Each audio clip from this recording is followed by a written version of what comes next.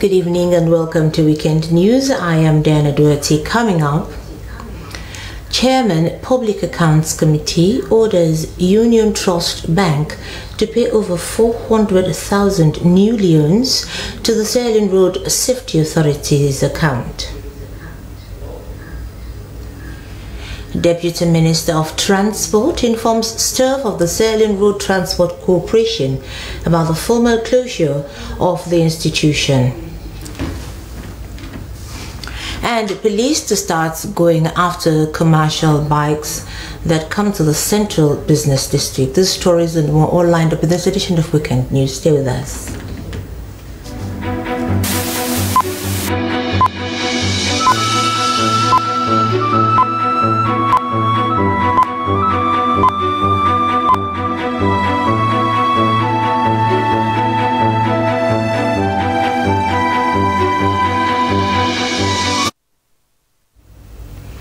The Chairman Public Accounts Committee has ordered the Union Trust Bank to pay the sum of 460,000 loans to Sierra Leone's Road Safety Authority's account within 3 days, and actions to be taken against the branch manager in Kenema for his negligence. Honorable Ibrahim Tawakonte gave the orders in Parliament during the committee public hearings, with members of SLRTC and Union Trust Bank into inquiries raised in the Auditor General's report for the financial years 2021 and 2022. Dennis Fraser now reports. 5136-850 was paid. In the ongoing public hearings with past and current vote controllers, core staff of ministries, departments and agencies, Chairman Public Accounts Committee Honorable Ibrahim Tawakonte and committee members continue to delve deeper into the audit report under their supervision. This is intended to uncover irregularities, inefficiencies, mismanagement and above all, to recover millions of loans of public funds. During the hearing, it was revealed that the Ministry of Finance had received requests from MDs amounting to 198 billion old loans, subject to approval by the PSC for budgetary enhancements, which are monies outside the approved budget by Parliament for the services of the state. Repeated recommendations in our... you said contrary to section 100. Yes. It's not section, so contrary to regulation 101 of the PFMR of 2018. So if it is contrary to that, the first thing is what regulation 100 requires. 100 says no money should be spent out of consolidated or donor funds without supporting documents.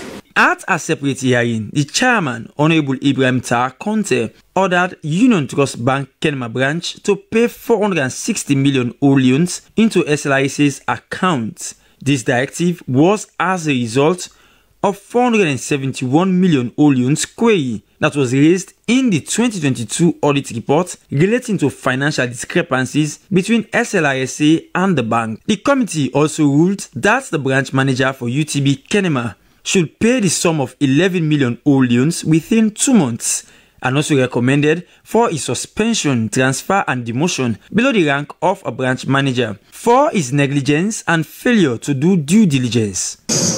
You recover the 11 million from him in the next 2 months and you give us evidence of a deduction. That is 1. 2, he be sent on suspension for 2 weeks. And 3, when he returns, he be posted to another responsibility, not a station manager in Kenema. Because something has to be done. It's the fact. The fact is, you cannot sit there, armchair, armrested, and at the end of the day, you say, oh, somebody will take the fall for me. The drastic move underscores the unwavering commitment by the Public Accounts Committee to scrutinize and sanitize audit issues raised by audit service, and to ensure financial accountability and transparency within ministries, departments and agencies, and also to look into the financial activities of various private entities expensing public funds. SLBC, Dennis Fraser reporting. Deputy Minister of Transport and Aviation, Rex Bonapha, has informed staff of the Sierra Leone Road Transport Corporation about the formal closure of the institution, whilst assuring them from a smooth transition from an operator to a regulator. Over 100 staff of the corporation were redundant. Mr. Rex Bonapha made the disclosure during a meeting with staff of the corporation in Freetown. Cynthia Kamara reports. The meeting was among members, staff and management of the Sierra Leone Transport Corporation and representatives from the Ministry of Labour and Social Security to amicably resolve the issue at hand. This was after 103 members of staff of the corporation received letters of termination. The termination came after government received $50 million from World Bank to reform the transport sector under the Sierra Leone Integrated Resilient Urban Mobilization Project housed in the Ministry of Transport and Aviation. According to the General Manager, SLRTU, Isaac Ken Green, the general outcome was beyond management control and assured them that every staff will receive their severance packages. We've decided to inform them as to the decision management, with the blessing of the Ministry of Transport and Aviation, have arrived at. Sierra Leone Road Transport Corporation mandates ended on the 24th of April 2024 as a result of the enactment of the Sierra Leone Public Transport Act, Act number 21, 2023. So it is expressly stated in that act that the Sierra Leone Road Transport Corporation Act of 1964 is hereby repealed. We have decided to manage the situation such that we would actually pay whatever backlog salaries we owe them, as well as any end-of-service benefit. Section 82(1) of the Employment Act of 2023, according to the Acting Commissioner of Labour, Chiblin Francis Amara, stated that any change that occurred in a workplace should at least give 3 months' notice to the employers. He, however, stated they will ensure a smooth transition of staff as they will follow up negotiable payment of all discharged workers. Deputy Minister of Transport and Aviation, Rex Bonapha, appreciated all the workers at the SLRTC for their valuable contribution to the country and assured them that government has their backing, noting that their backlogs and other benefits will be given to them, including their 5 months' salaries. Thank the workers for their valuable contribution to Sierra Leone and to the people of this country over the years. And secondly, to assure them of government commitment to the payment of their severance benefits, their redundancy benefits. Questions were asked by staff with regards to the actual dates they will receive their arrears, while some were eager to know about their NACID status. Sierra Leone Road Transport Corporation was established in 1964 to spearhead easy transportation across the country. But as it stands, the institution has now transformed with the enactment of the new act by Parliament in April 2023. For SABC News, Cynthia Kamara reporting.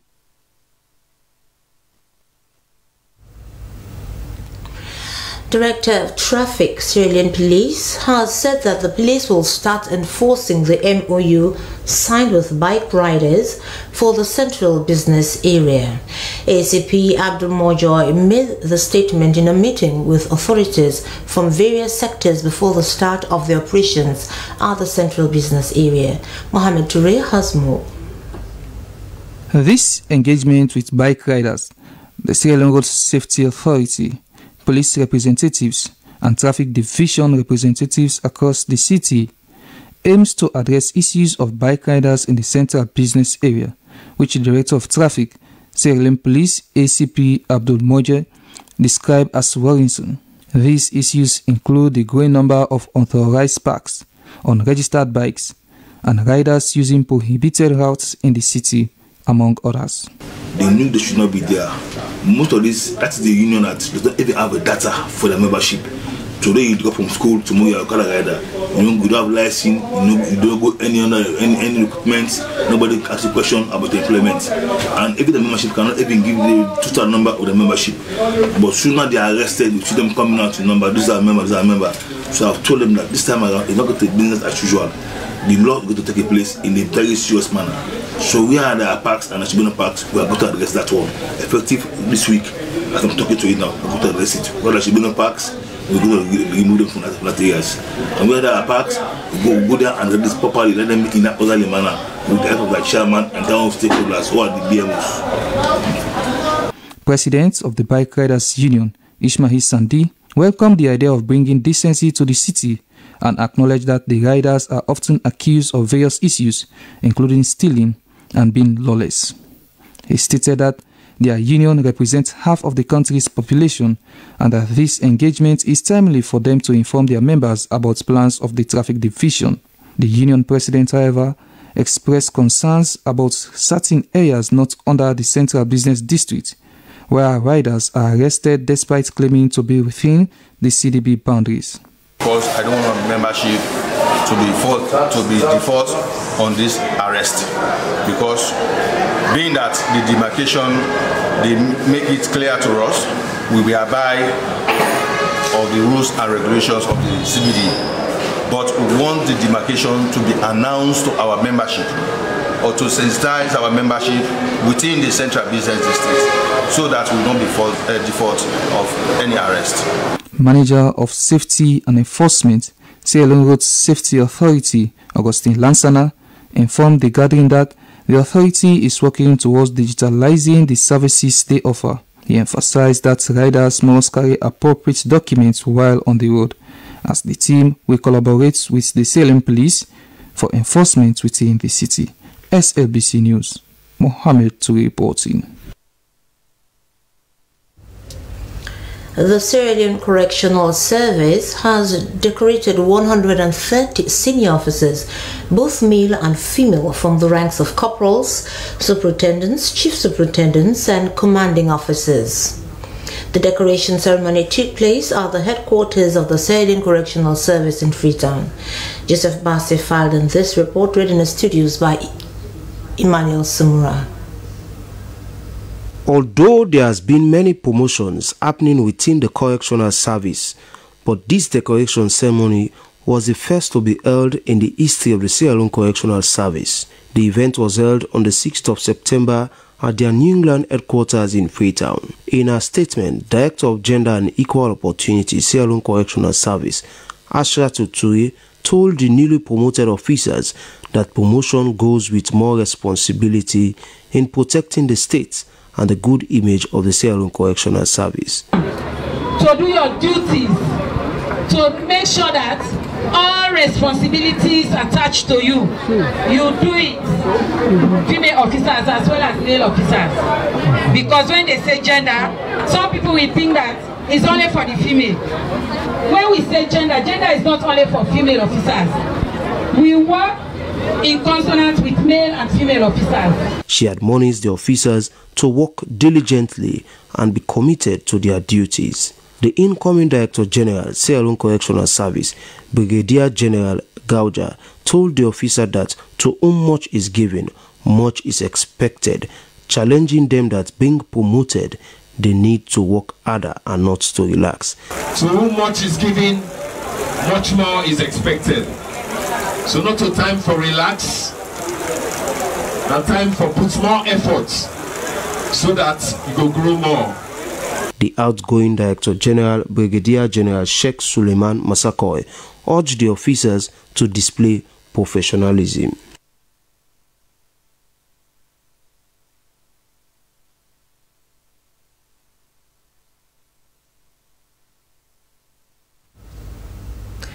The Methodist Girls High School All Girls Association has handed over a 14-classroom block building to the school administration as the school returns to a single shift system this academic year. Christiana Kamara tells us more. The gesture by both the old girls at home and abroad was set to improve the learning environment and address the issue of double shift system at the Methodist Girls High School. President of the parents' body, Metoga Matatop, said it was a journey that have been a collective effort which started in August 2021. She said the construction of the 14 classrooms was beyond providing conducive structure for the school. This initiative did not only signify a commitment to enhancing the educational experience, but also underscore the importance of creating a conducive space for pupils to thrive academically. The Minister of Basic and Senior Secondary Education, Konrad Saki, said the handing over of the buildings with 14 classrooms is an initiative that will open doors to possibilities and brighter future. These 14 classroom buildings are more than just walls and windows. They are symbols of progress, a place where imagination will flourish and where future leaders, scientists, artists, and change makers will take their first steps towards. Senior Principal, Methodist Girls High School, Barbara Fode, spoke about the challenges the school has faced since the introduction of the double shift system in 1993. And so that is time for less condition, but that is time we come money is free. Even everybody, by the time it's 4 o'clock, that's how uncomfortable they want to go out. So there was transit, lateness, and that's there too for performance. So we thank God for today. We thank God that we have been back to worship. The provision of these additional classrooms by the Methodist Girls High School All Girls Association is supposed to positively impact the quality of education and overall learning atmosphere at the school. SLBC News in Freetown, Christiana Kamara reporting. Methodist Boys High School Alumni Association has officially handed over 18 classroom blocks and learning materials to the school authority as the school returns to a single shift system. The move is to ensure adequate accommodation for the pupils. The project, which started in 2022, was a sigh of relief for both old and current pupils of the school. Mohammed Kurma tells us more. After 25 years of running a double shift system, Methodist Boys High School is reverting to a single shift system when schools reopen. The development was a moment of excitement, fulfillment and pride for both old and current pupils of the school.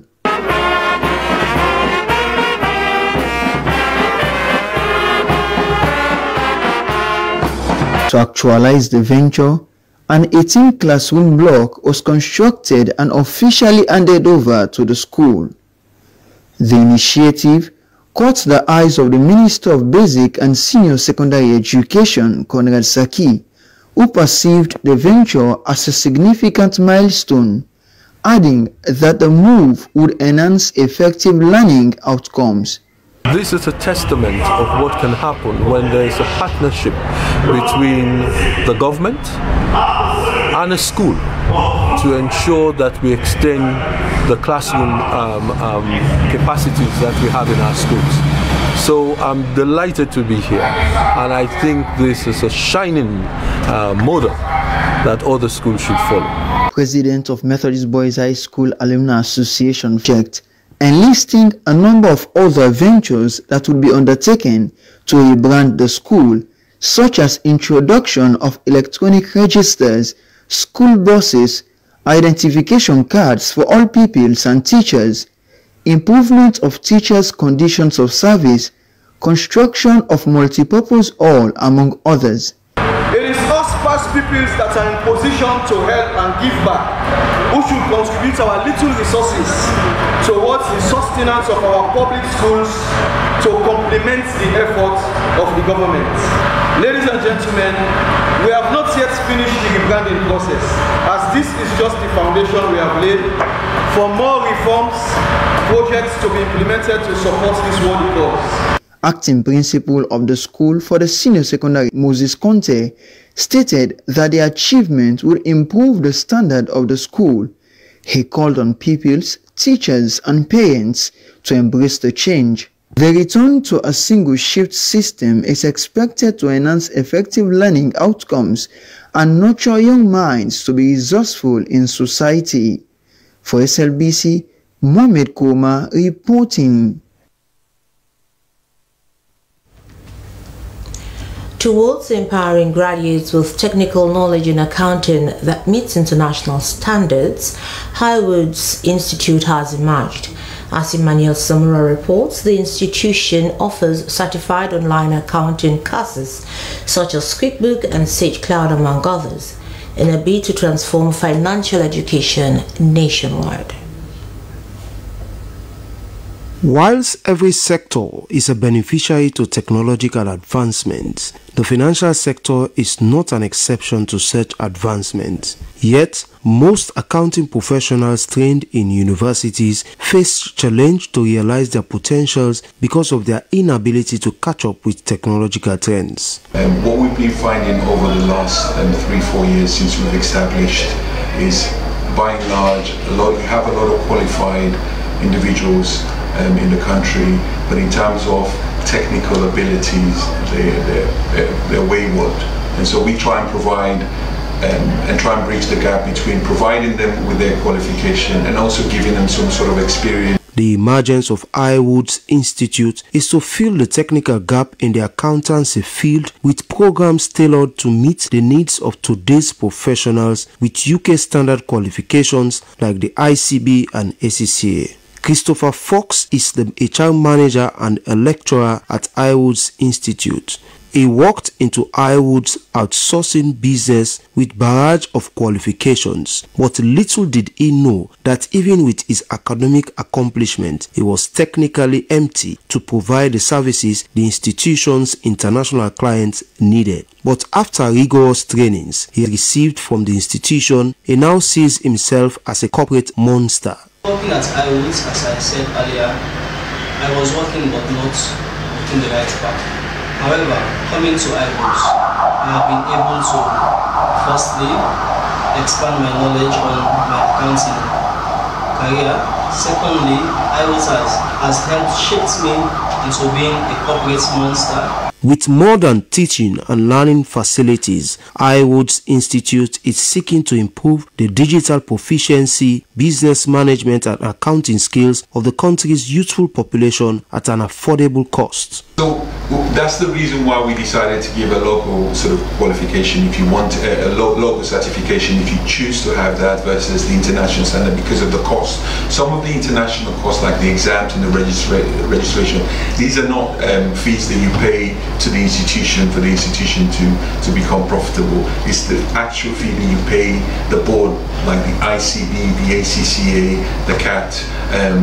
That's what you need to pay. Quite shocking is that the institution provides employment opportunities for its students, especially the brightest of brains. If we do decide to employ you through our outsourcing business, we take care of all the costs, and the added value for us is you're getting trained based on the UK standard methodology, but you're also, after your qualification, you can come on board and work with us. If you decide not to work with us, you can come in and pay for these qualifications, and you can take them and move on with your life. The Chief Executive Officer of Highwoods Institute, Mo Barry, said that the establishment of such an institution was not for profit making. Rather, it is his own way of giving back to society by helping others achieve their dreams and aspirations. Emmanuel Samura, SLBC.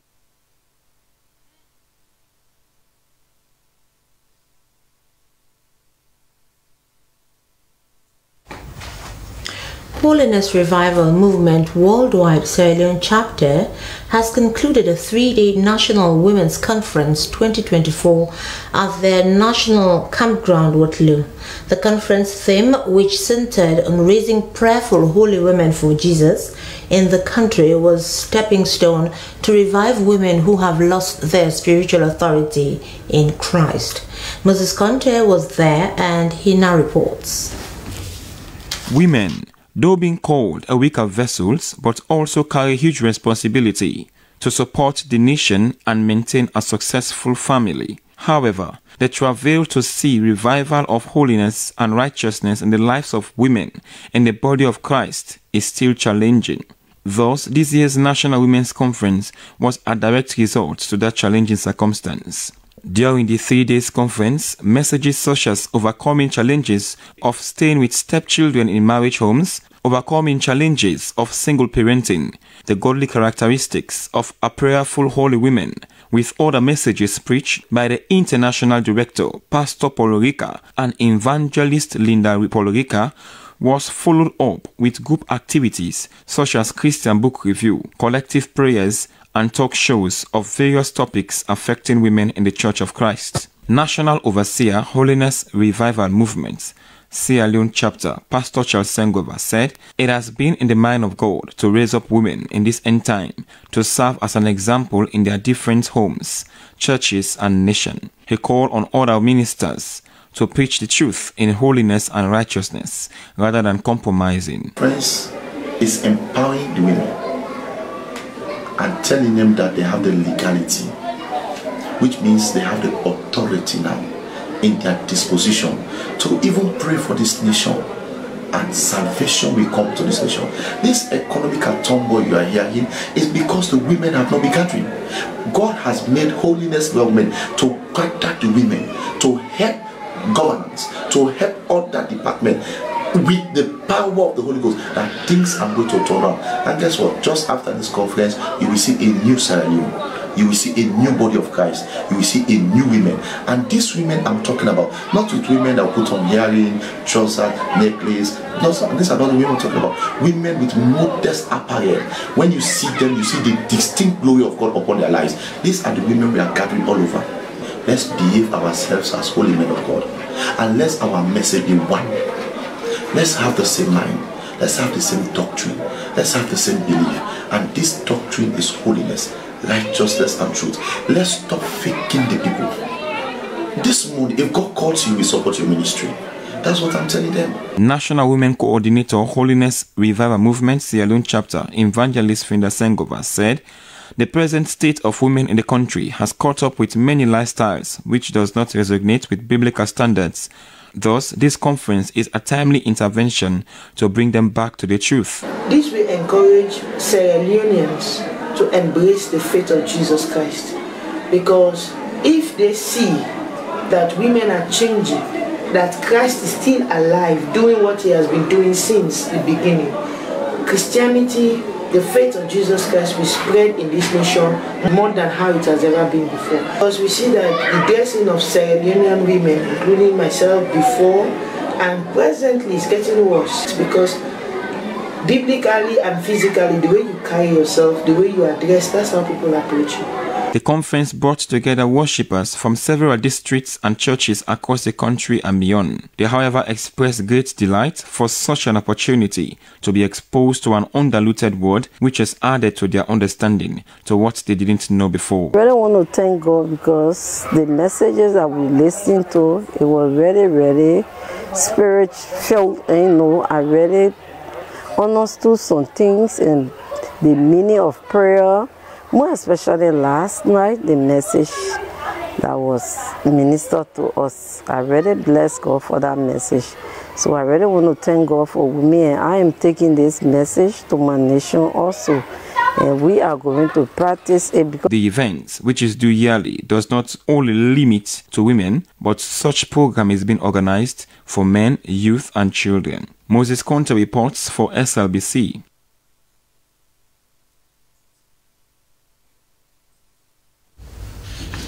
The Western District Assemblies of God Young Adults Fellowship has held its first ever Vessel of Honor retreat in Freetown. The one-day spiritual event was an amazing opportunity for young people, both in and outside the church, to encounter Christ, spiritual growth and discipline, whilst aligning themselves with the teachings of the Lord Jesus Christ. Dennis Fraser was there, and he sent in this report.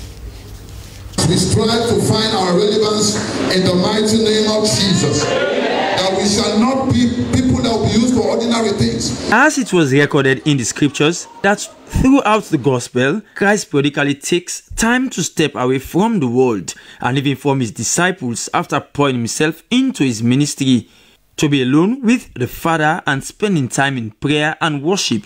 So it was the case of these young people who give themselves to the opportunity to fill themselves back up by emulating Christ and reconnecting with God in personal prayer and supplication. Throughout the teaching sessions, these young and vibrant men and women of faith were energized to be vessels of honor by living right and to remain steadfast to the call of Christ. It is good for us to do well in other areas of the life of this life pertaining to the kingdom of this world, education, finance, and other things. But it is also important for young people to focus and pay attention on the kingdom that belongs to God, and to find relevance and to find purpose in this kingdom. You know, to find relevance and to find purpose in this kingdom, to make sure that we are a part of God's arrangement and we are a part of what God wants to do. According to the Secretary General of the Western District Assemblies of God Young Adults, Simon Peters Mai, the retreat, which marked the start of a month-long celebration, provided them with the opportunity to shape their future and to redefine their past. One of the things that this particular session will impact in the lives of young adults is one, that they will become an ambassador, you know, to others who have not been here today. And I believe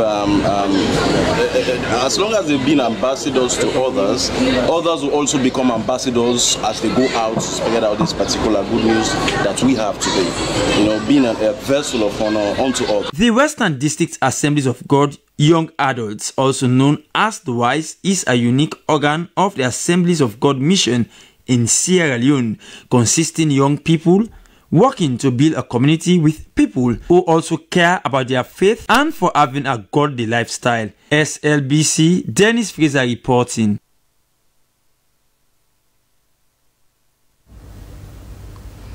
The National Monitoring and Evaluation Agency, together with the Ministry of Planning and Economic Development, has validated the results framework of the National Development Plan. The framework is a document designed to monitor and evaluate progress of the medium-term National Development Plan 2024 to 2030. Here's the report. Effective M&E in promoting efficient and effective service delivery. The communique meant that MDs have come together and developed a document to track progress of the medium-term National Development Plan 2024 to 2030 with a special focus on Government Big Five.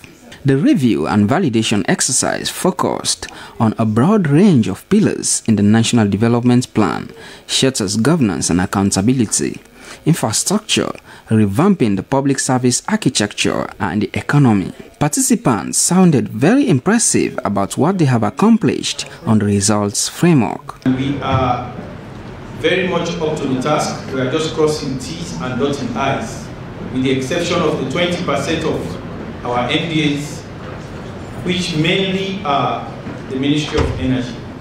Otherwise, we are 80% complete. As the documents designed to monitor and evaluate progress of the National Development Plan, Secretary to the President, Dr. Emmanuel Gaima, underscored that a good results framework is essential for national development. It helps us to be more specific about outcomes. It must be able to help us to do that. It must be able to help us to move from hypothetical theory of change to practical realization of results on ground that we can defend and define. And in doing this, it should be able to help us in a catalytic way also to be able to undertake evidence-based monitoring and reporting. At the forefront of the exercise were the Ministry of Planning and Economic Development and the National Monitoring and Evaluation Agency, NAMIA. As the agency charged with the responsibility to monitor and evaluate government and donor-funded projects, Director General of NAMIA, Dr. James Edwin, said the agency is determined to ensure that what is contained in the medium-term National Development Plan be implemented into tangible developments. The only way you can get the results of the game changers is to transform those game changers into tangible projects. Projects that we can deliver to change the lives of the people of Syria. We are hearing the budget speech, the budget circle is going on. By the end of this year, Parliament is going to approve that project cycle. In that project cycle, you're going to have projects that should be delivered that will address the aspirations of the national development. Minister of Planning and Economic Development, Kenya Bale, said the results framework would work side by side with the medium-term national development plan, as the 6-year plan could not be implemented without a document to assess its progress. She told MDS that the activities would be monitored in line with the plan. The medium-term national development plan comprises 397 policy actions and 159 targets with a little over $12 million financing requirements.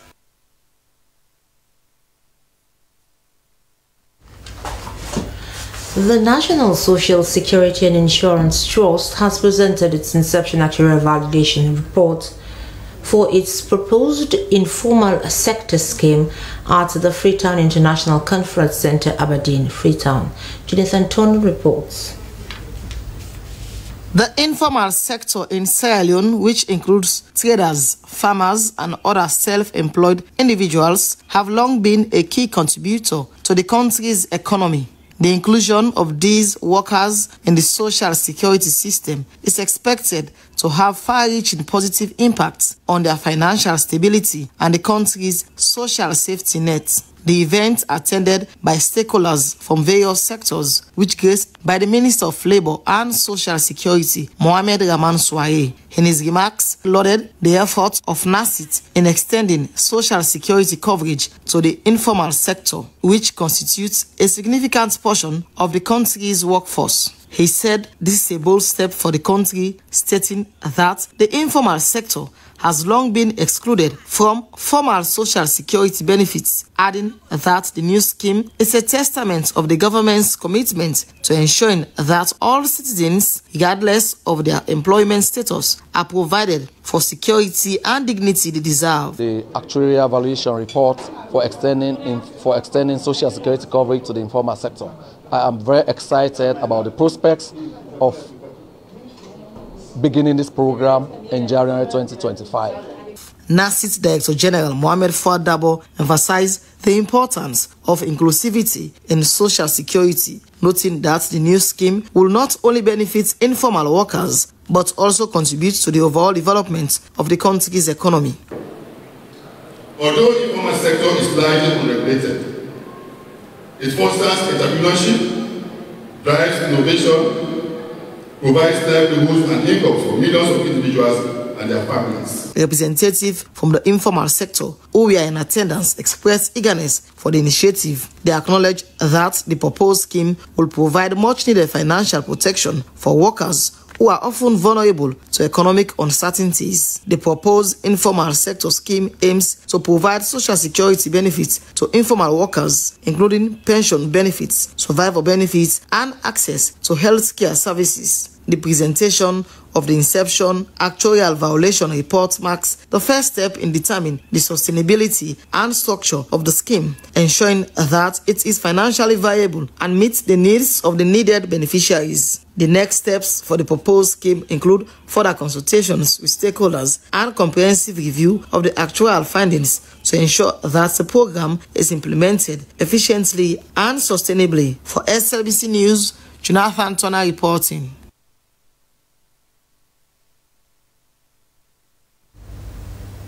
You're watching News Hour, Weekend News live from the Silent Broadcasting Corporation. Well, now we'll go over to our international news to know exactly what's happening around the world. Stay with us.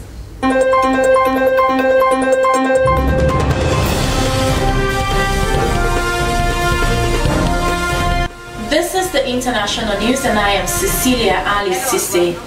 A 14-year-old boy has faced court for the first time, charged with murdering 2 classmates and 2 teachers in a gun attack at a Georgia high school. Coltré, a pupil at the high school, was arrested shortly after the shooting on Wednesday at Appalachia High School in Winder, near Atlanta. He was charged with 4 counts of first-degree murder and will be tried as an adult and appeared in court in person.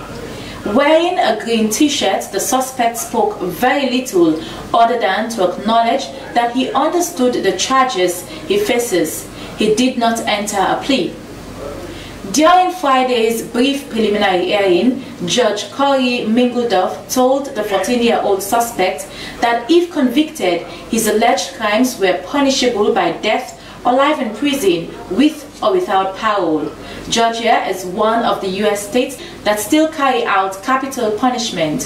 However, Gray was called back by the judge after the hearing ended to clarify that he would not face the death penalty due to being under 18. The UK will send hundreds more short-range missiles to Ukraine. It was announced ahead of a summit where Volodymyr Zelensky asked for authorization to strike targets deep inside Russia with Western-supplied weapons. The Ukrainian president made another impassioned plea for further military support during the opening stages of the summit at Ramstein Air Base in Germany on Friday. He said the eastern region of Donetsk, where Kyiv's forces are facing Russian attacks in particular, depended on the swift delivery of aid. Also at the summit is UK Defence Secretary John Healey, who will confirm the €162 million package, which includes the supply of 650 lightweight multi-role missiles.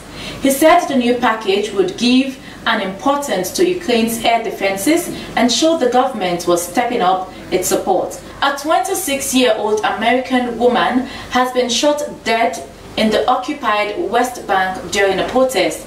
Asino SGEG, who is a Turkish descent, is reported to have been taking part in a protest against Jewish settlement expansion in the town of Beita near Nablus. Ms. SGEG was allegedly shot by Israeli troops, according to local media reports. The Israel Defense Forces, IDF, say they are aware of the incident and looking into it. The American activist was rushed to a hospital in Nablus with a gunshot to the head and was later pronounced dead, AFP news agency reported. According to reports by Palestinian media, the 26-year-old had been involved in a campaign to protest farmers from Israeli settler violence. During the operation, at least 36 Palestinians were killed, 21 from Jenin Governorate, the Palestinian Health Ministry says. Most of the dead have been claimed by armed groups as members, but the ministry says children are also among those killed. And finally, on the international news, 17 pupils have died after a dormitory at a boarding school in central Kenya caught fire on Thursday night, the Ministry of Education has said. There were fears the death toll could rise on Friday morning, with 14 other children taken to the hospital with injuries. More than 150 pupils were in the dormitory when it caught fire at around midnight local time. The school caters for children ages between 5 and 12. The cause of the fire at Hillside Endarasha Academy in Nigeria country is not yet known. Well, that's the end of the international news. Thanks for watching. I am Cecilia Ali Sisi.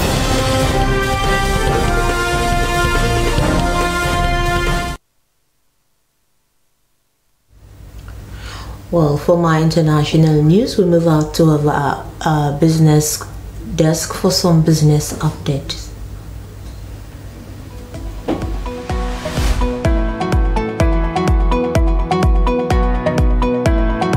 Hello and welcome to Business Update, this segment that brings you insights in business and its contributions towards positively impacting the economy. I am Dennis Fraser. Today we shall continue to look at the prices of school supplies in various markets across the country ahead of the reopening of schools.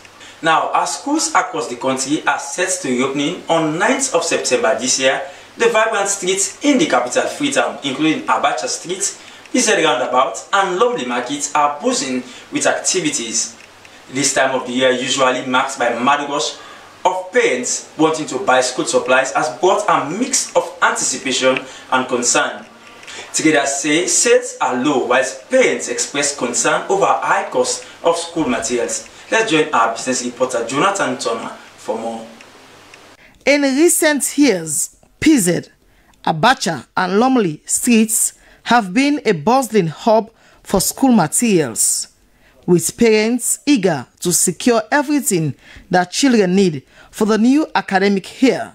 However, this year, the market's pulse is faint with worry. Business owners are voicing concerns over notable dip in sales, attributing to the rising cost of school supplies. Amara Conte, a vendor at the Abacha Street, expressed his frustrations. He noted that prices have skyrocketed, pinpointing to the stacks of uniforms, textbooks, and stationery. The quality there, but now the way of the price of the buy, how they buy last year, this year, not this year, is everything. Parents echo these sentiments. Mary Pierce feeling the pinch. She always come to PZ and Abacha Streets for school supplies. But this year, the prices are simply unaffordable.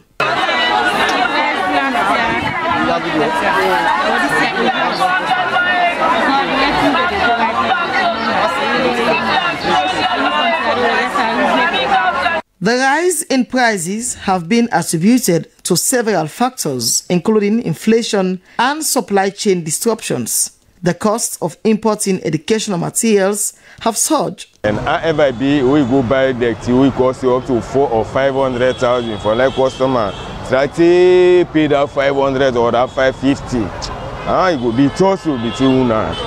See, and the business, the item, then beer. The business in Mona. First, this market, why you do so? First, they hold you 1 million. And they buy boku markets, but now you owe them 3 million, 4 million. You know they have safe. Then they put them up a blue plastic, small one. The business is not easy. The sell back in Mona we. From God they buy, they say it's in there, they are done. Some amplify, they go wash in Peking, the old thing the way they use. They use at this standback. So sell nothing right now. The business traded with now not all the same. From where I go put over 20 million per popo bag and able pull which 2 million safe. They sell. Look black shoe. How much million I go pull? Look on the inside. Sell no day. Sell no day. Last year back to school, it better, but this year it worst per week. Why they tell you so now? Me mind discouraged because I don't go take over almost million loan where I go take for buy markets. I say because when I back to school, when I fast business, I go take loan over 40 million. I put up on business and able pull nothing. Sell no day. Sell very all thing dear. Despite challenges, vendors are hopeful that sales will pick up as the school year progresses. For now, they continue to offer support to parents, providing advice and assistance in finding more affordable options where possible. As the new school year begins, the country is rallying together to navigate these tough economic times. The resilience of both vendors and buyers at various markets highlights a shared commitment to education and the importance of finding solutions in the face of adversity. For SLBC News, Jonathan Turner reporting. Well, many thanks to Jonathan Turner for putting that report together. And that's all we have in this edition of Business Updates. I've been Dennis Fraser. Goodbye.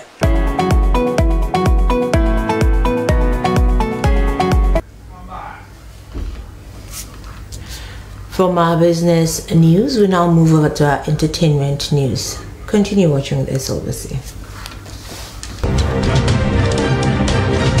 Welcome to the entertainment news. I am Mariatu Dukuri. In today's headlines: seaweed taking over the lonely Aberdeen beach, and Miss Freetown 2024 contestants officially unveiled.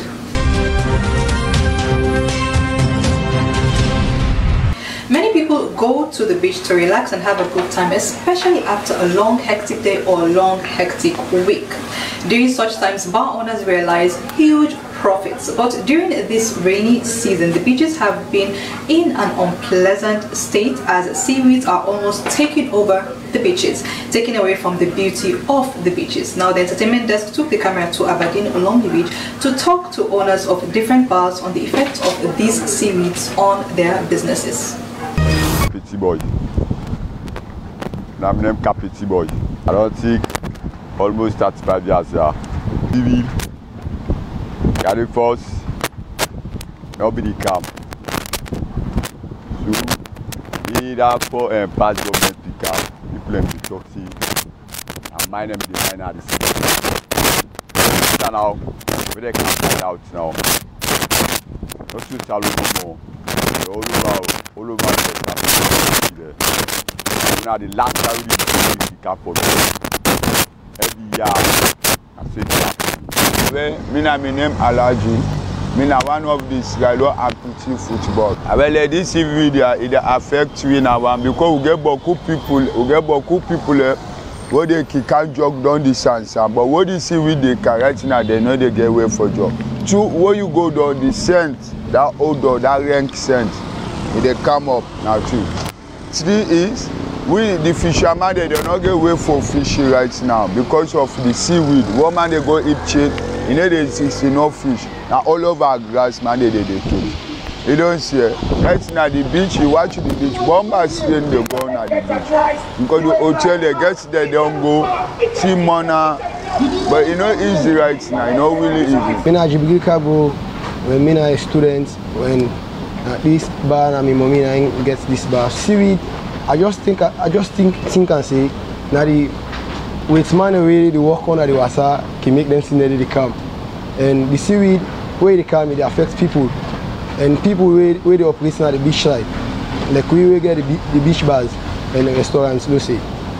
And this beach bar like the people they come for car rest. So if this sends the money people not go for the field fine. We can get more people we can complain concerning that. And so like but we not get waiting for do. Most people can find other side way more comfortable for them. We don't get any sense and anything. We don't complain to tourist board and because tourist board say then can send cleaners then at the beach. But like would this say the number are not too enough for the cleaner to fight this seaweed. Alright, we hope that the government and of course stakeholders would find a permanent solution to this problem of seaweed. Now moving away from that to Miss Freetown 2024, the 11 contestants that will be competing for the crown and the prize money of Miss Freetown 2024 have been officially unveiled. Let's take a look at them. Don't come, I don't do, I don't show. I don't come, I don't steal, yeah, show. It doesn't matter if you die before, cause God knows the summer with some glass, yeah. If you are bigger. Ain't nobody better than me. Ain't nobody sharper than me. I don't see troubles with plenty. Say but no problem is bigger than me. Alright, I cannot wait to see who would grab that crown and the cash prize of over 50 million Oleons and 50,000 New Leons. Before we leave, 32 years old actress, singer, investor and entrepreneur Selena Gomez is now officially a billionaire. Yes, you heard me right, she is officially a billionaire. And the vast bulk of her billions is tied to her 5-year-old beauty makeup line called The Rare Beauty. Now, talking about living in a country that, you know, when you make smart decisions, you gain the profits, and of course, with the fame that you have, congratulations to Selena Gomez. Now, that's all we have in today's entertainment news. I have been yours, really, Maria Tudukuro. Until next time, see you.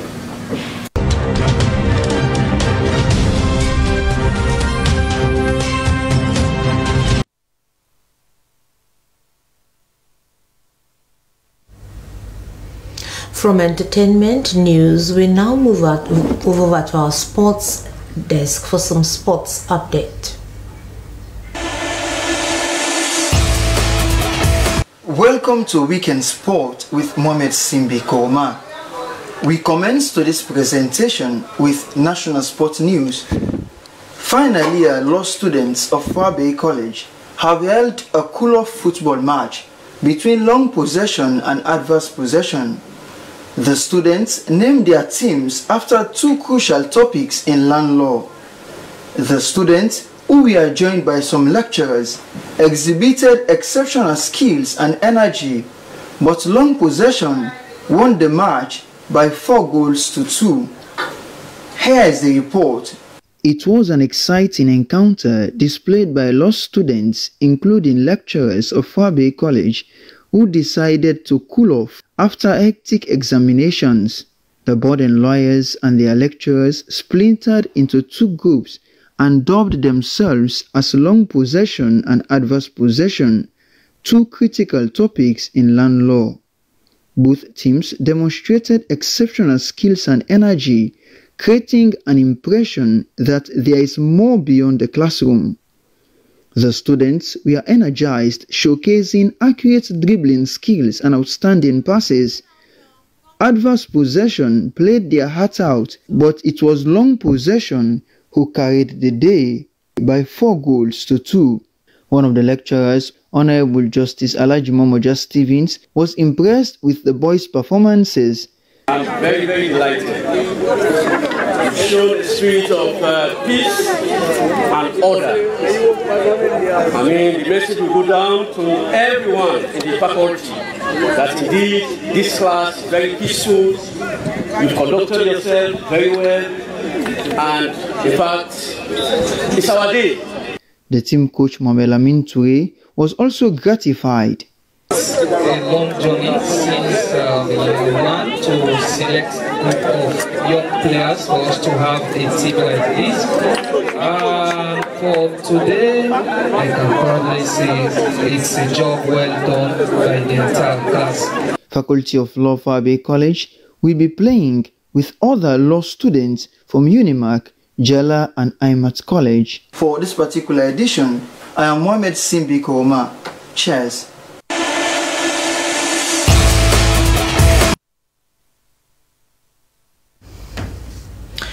Well, to end weekend news, a look again at our top stories.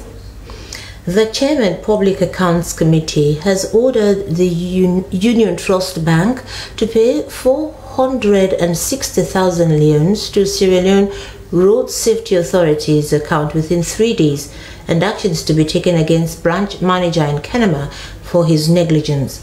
Honorable Ibrahim Tawakonte gave the orders in Parliament during the committee public hearing with members of SLRTC and Union Trust Bank into queries raised for the Auditor General's report for the financial years 2021 and 2022.